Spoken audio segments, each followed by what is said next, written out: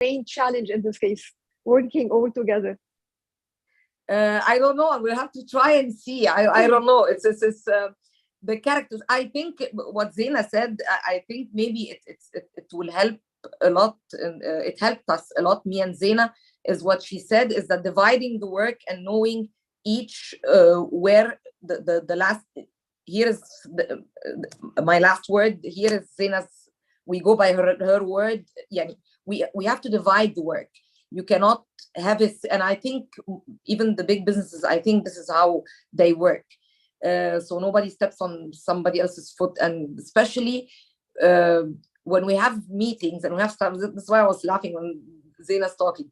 When we have staff meetings, usually I always talk to Zena as if she's my daughter, and I forget that I have to have some boundaries.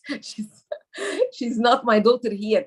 The important thing is that they know is that if they fight at home or I don't know at work, they should respect each other and divide work as if they are not a family. I mean, they each does his work without stepping on the other person's foot, and respect each other's decision. He's my brother, it's okay. I'll convince him later. I can do his work. No, it's just we're here to work, so every person has his own decisions to make. Okay, that's great. Actually, very enriched discussions, but it's just time for Q&A. So I'm just leaving now the Q&A with Winslow. Thank you. Thank you.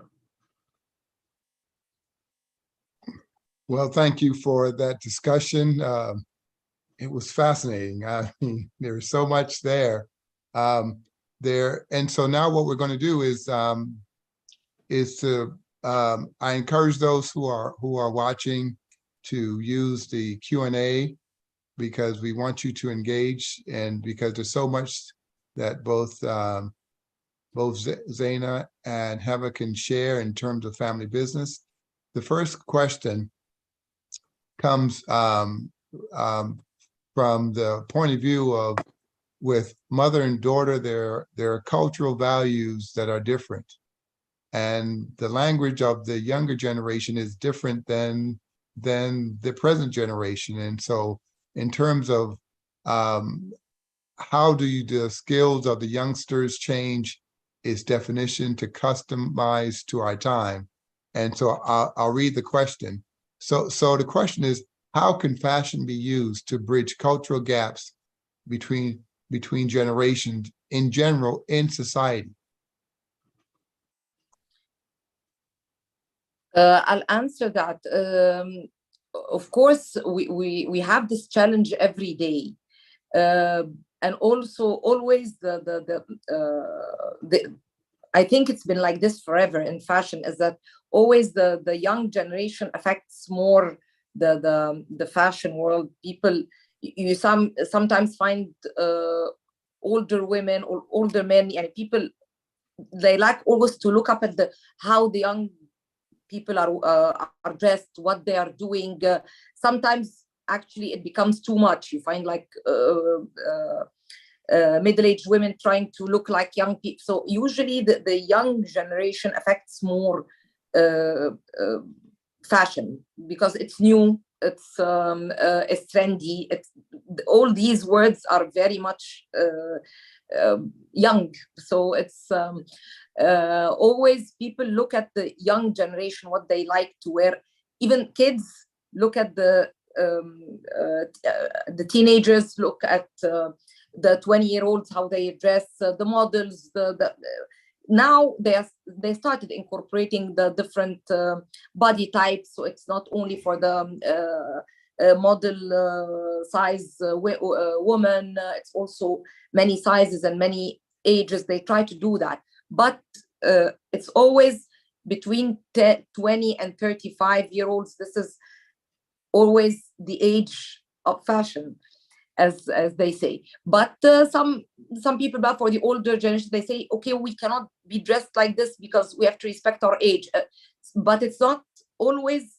People like to look young. This is how it goes. Okay. Zena, can you share your thoughts in terms of how when you speak of fashion, how this can bridge the gaps of generations? Yes, I believe that because similar to what my mom said, there's always a difference in mindsets as you go through life, like the different stages, your priorities change, things, your surroundings change, and all of that. So I think that it's right now, because of social media, people are starting to become more all in one place, all going through more or less similar things, being able to relate to each other more. Now the older generation can start to relate to the younger generation and start to kind of mesh both. It's not necessarily that the older generation is merging into the younger. It's kind of, we're both starting to find a common ground, and information has become easier to access. So even with anyone who has, because social media is unavoidable at this point in time, so everyone has access to whether it's trends or things that they enjoy wearing or something that makes them feel comfortable. It's all become inclusive in one area rather than social media being strictly for the young generation. Therefore, the older generation was kind of in a different part of it. They didn't have access to the information that we had access to, so therefore there was a much bigger gap than there is now. So I think that the inclusivity of fashion is definitely coming from the like growth of technology, which is kind of putting everyone under one umbrella in a way, and we all have access to the same information. You know, this is a really important topic that you just touched on, because there are a number of things. When I think of the youth, because Egypt is a very young country, and so the youth are growing and they're coming up, and so in terms of fashion, in terms of what's taking place, in terms of how you're going to influence the rest of the world, how do you think about intellectual property? Because you know what we find in social media is that we tend to take from each other, and you're coming up with new brands and new styles. And how do you protect it so that someone doesn't see it and they copyright it, or then you'll see it in Italy or in America or someplace else, and you say, hey, that's Egyptian, that's my style. How have you thought about that? I mean, unfortunately, right now there aren't many ways to be able to protect your work, because it is out there for anyone to take, and there is a fine line between copying and inspiration, and sometimes people don't know how to stay within the boundaries of inspiration and not being someone who's being copied. I think with big name brands, people, the more recognition you have, the more credibility you have when it comes to your work, whether someone is copying it or not. The growth of your business gives you that credibility, because unfortunately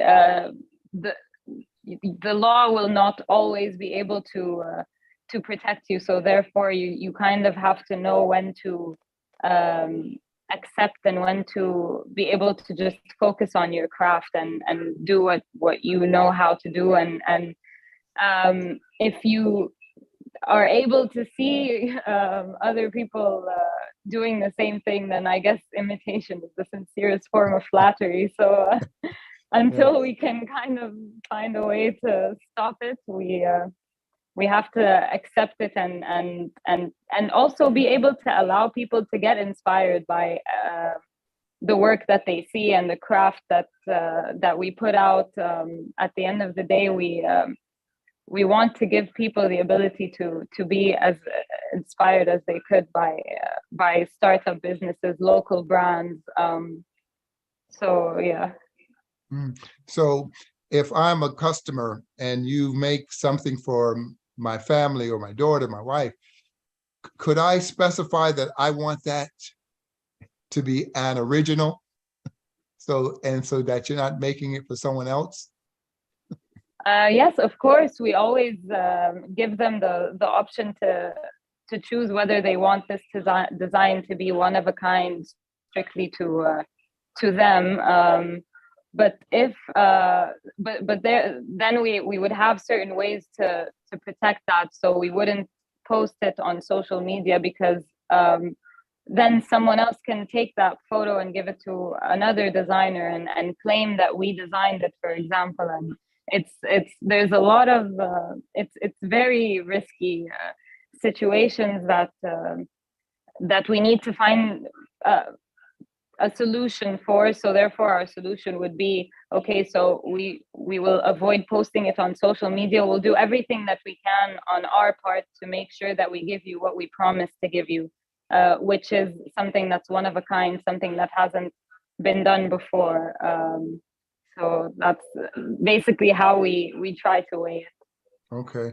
Well, at the outset, I mentioned that 50% of businesses in Egypt are family businesses. And so Heba, you're a pioneer, and now you're starting a legacy that you've now handed off, and now you're working with your daughter. And so you're a role model because you took the chance and you took the opportunity to start a business. And so this next question is, do you think your sons are also learning from you, or even though they're not part of the business?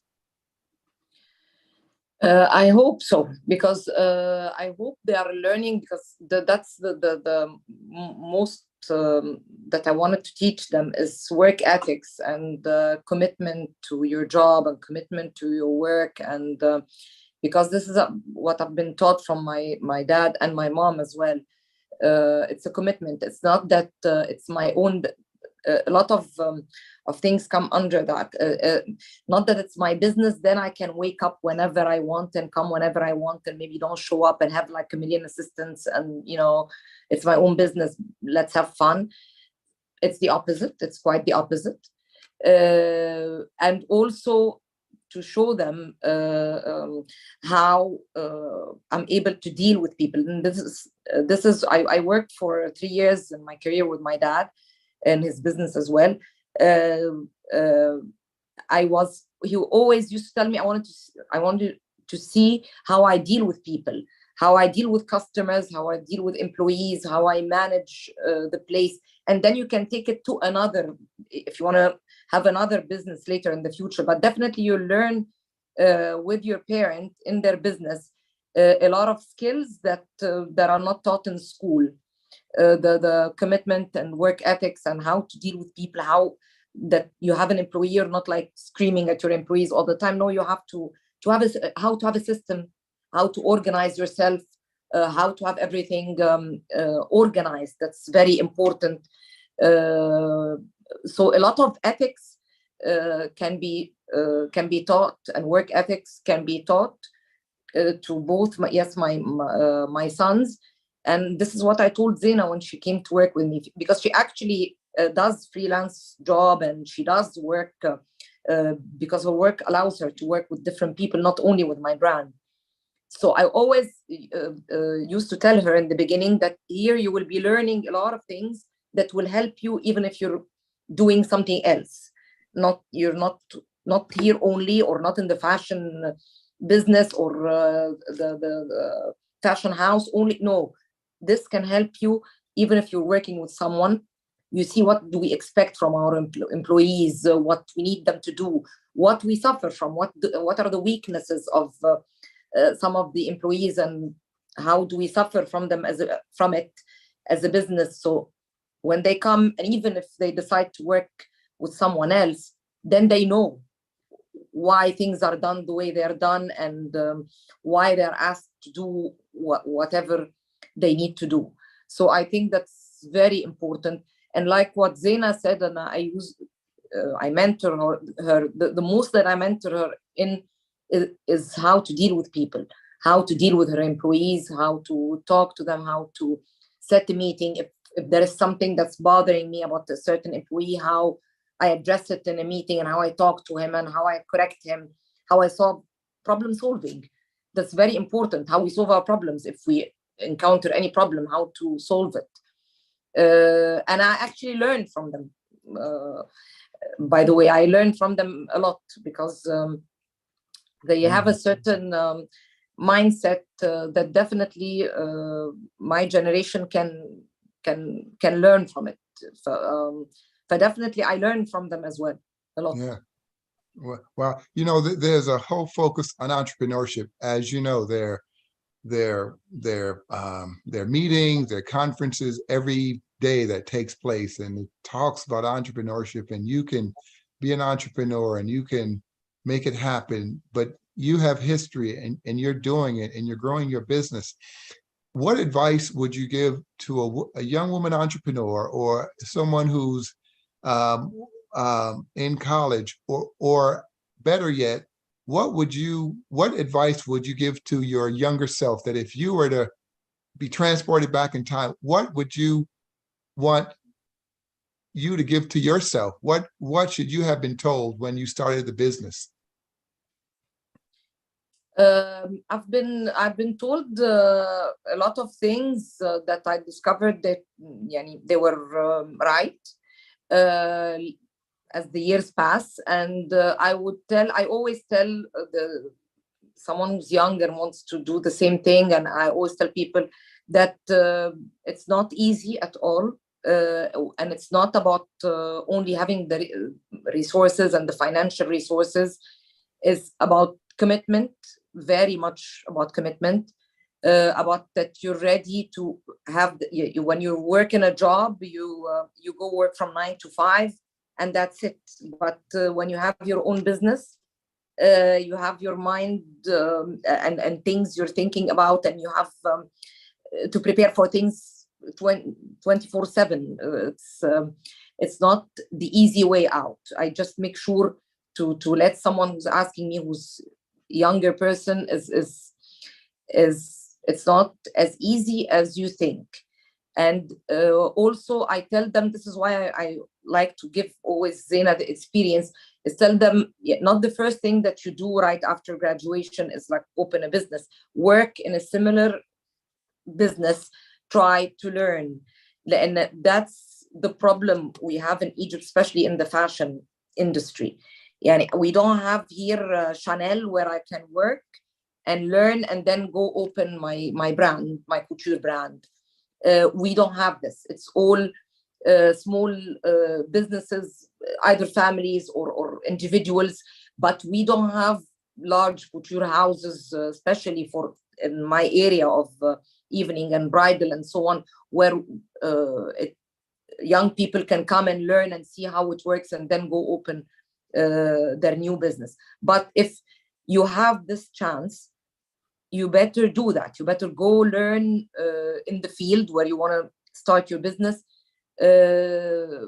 Take a lot of experience, so to know what goes wrong, what happens here, what's the problem there, what's to be able to know what's going on before you say, okay, I'm going to start now and start my own business. It's not enough that you have the knowledge, or it's not enough that you have the money to do so. Your diplomas, all this is great, but you need to have real life experience in the field before, at least for 2, 3, 4 years before you start your own business. Because this, I had to rely on the information I have back in my memory from my mom. And that's why in the start I said I regretted very much that I didn't start this when she was still alive. And I relied a lot about my friends, other designers who have been a few years ahead of me. Of course, when you're a competitor, it's difficult to find someone who will give you honest previews and so on. But I'm lucky that I have a couple of my friends who's been there in the business before me. So they give me a little bit of insight. And I have a great friend of mine who's a fashion marketeer and consultant. Also, I work with her. But that's the, I usually always regret that we don't have this place where, yani, I always had a dream that I wanted to go work at Chanel, even if I do coffee for them and pass it around the offices just to see how these great people work. Okay. Zainab, when I think of fashion, when I think of running a business, it means that you have to spend time, and that you got to put in the work. You got to work with customers. You got to work with your mom. You got to work with making sure the business is being run. But your peers some are taking vacations. They're traveling. They look like they're having so much fun.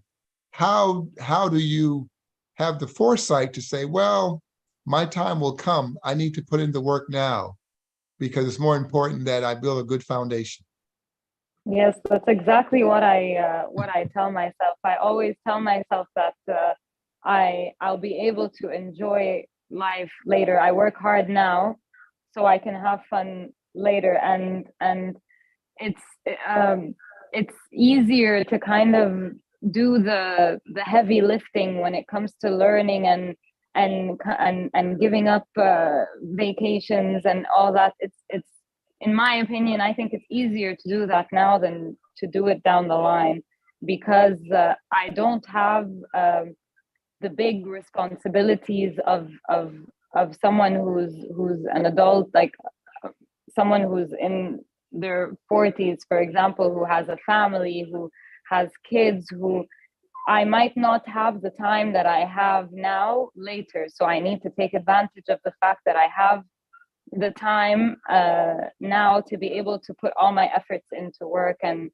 leave the traveling for later. There's always going to be time to travel and time to live all the fun times. And I mean, Cairo is also very fun. So at least that's what I tell myself until I can start traveling and everything. But it's definitely challenging sometimes. But I guess with COVID, it has with the timing of COVID, it has helped kind of reset my priorities and let me know that you're not always gonna have the opportunity to do this. It could be taken away at any moment, and you need to take advantage of it while you have it. And later we can travel and enjoy life. Okay. Not that I don't enjoy life now, I do. What I also wanted to find out too is that it seems like the relationship between you and your mom, you're doing well, but in family businesses, it could be very, very complex. There's some who are owners, who are silent owners, who work in the business, who do not work in the business. I don't know if your structure is such that in terms of ownership, whether you have some family members who are owners, but they don't actively partake in the business. But also there's some family members who, as soon as you have a business, they come and they want to, they may not be as helpful as they could be. How do you deal with governance? How do you deal with those issues? For us personally, with our business, so far we've been able to kind of maintain it as me and my mom. But in general, if someone is having to deal with a wider scope of people when it comes to family and everything, I think they need to stand their ground. They need to be able to separate the family dynamic from the business dynamic, and being able to, the same way that me and my mom do, being able to have mutual respect for each other. And at the end of the day, is if something is not bringing you positivity, if something is not bringing you a positive lesson to learn, you need to find a way to isolate it. No one is going to take you out of a bad situation but yourself. If someone is not positively impacting you or your business, then you need to be able to set your boundaries and set healthy boundaries between you and the family member in order to be able to move the business forward. Because you can't sit back and wait for something to change that. If it's in your own hands to change it, and if you if you want to change something, you have to do it yourself. You have a vision for what you want the business to look like. You have a vision for how it needs to be implemented, how anything needs to be implemented, and also be able to know what you don't know. So if someone has more knowledge, if someone is, like I said, someone is adding positivity, learn from them, listen to them, know how to interact with them, know how to find a common ground between you and that person. It's all about being smart. It's basically all about knowing how to deal with different types of people. And with that can come a business member who, a family member who is going to try to have something negative in your business. So you need to know how to stand your ground and need to know how to be smart with the person that's in front of you, and how to be able to, in the most, I guess, peaceful way possible, come to an agreement. Okay. Well, there's one more question before I hand it over to Rhonda. In terms of your business and growth and expand, what are the growth and expansion plans for your business, and how do you make it institutionalized beyond family members? What do you mean, but beyond family members? Well, if you're going to grow, it's a family business. Have you ever thought of how to grow it outside of the family, or make it, I don't know, a franchise, or just make it bigger? Yes, Mhm. we were thinking of doing that actually. You're sort of reading our minds. We've been thinking of doing that because we were thinking of trying to open an international path to our brand. So we were thinking, and we're currently working on making a business plan for that, and try to get, not because I want to keep it as only in the family. I don't want partners or even partners who will have a say, or things like this. I will not be able to handle, because I've been offered a lot of partnerships, and I don't think I will be able to work with this circumstance. But we were thinking of making like shares, or doing something to try to attract more investors into our brand, not to work in the scale of Egypt or the Middle East only, is like to open new gates outside, because this is already a couple of designers, Egyptian designers, have done this in Europe. I was thinking of doing something like this in the States. It's easier for me than Europe, but still have the workplace or the workshop here, and maybe just have sort of participate in exhibitions or something, just to sell our products outside of only Egypt. That was easier before COVID, because there were exhibitions held in different Arab countries, where exhibitors from Egypt were able to go and show their brands and have some international recognition. That slowed down really, of course, during COVID and after still. But we were trying to do something maybe on our own. So that's why we need investors to come in and maybe put a business plan and try to see what we can do, if we can work on some dresses here and put our collection on display in the States or in different places. Okay. Well, this is fascinating. There's so many questions. There's so many things that we could ask, and you've been fascinated, but because of time, I have to hand it off to Rhonda. Thank you, Zaina. Thank you, Heba, for your story. It's fascinating. It's inspirational. Thank you. Thank you. Thank you so much. Thank you so much. Thank you, Heba and Zaina, for amazing insights, Winslow for great discussions, and definitely for ICSB's co-hosting of this webinar, Amal for co-moderating and firing the chat. In fact, family business is a key pillar of economic development, social development, competitiveness, yet family business, in fact, is still a complex entity where roles of family, management, ownership can easily be confused. Different generations may share many core values, but still may differ regarding how to be expressed or even regarding how to be applied. In turn, a better understanding of generational differences is really crucial for survival and growth of family business.